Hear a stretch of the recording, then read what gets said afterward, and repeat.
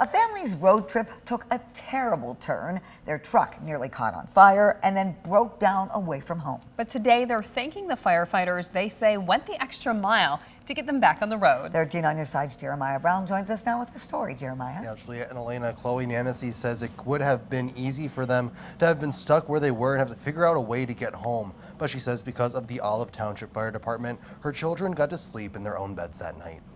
Fireman? Yeah. A firefighter? Yeah.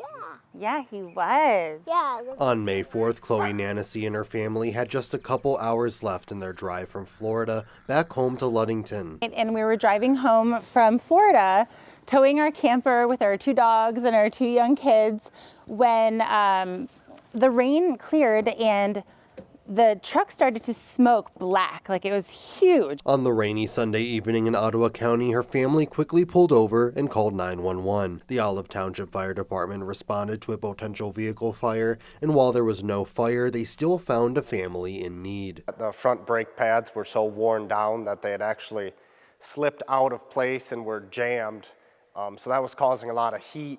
And then the caliper part of the brake actually overextended and started leaking. So they were kind of stuck.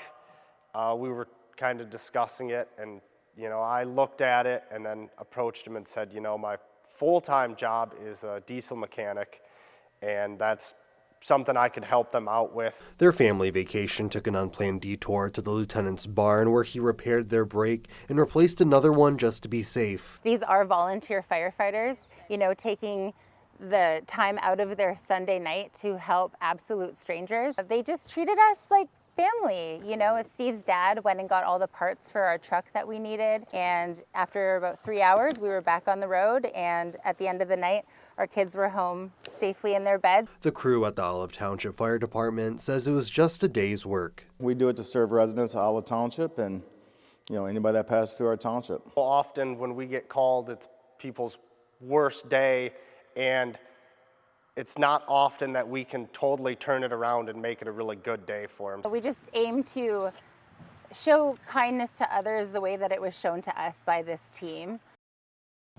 Chloe says what began as a stressful evening became a safe and enjoyable one for her family. In the newsroom, I'm Jeremiah Brown, 13 on your side.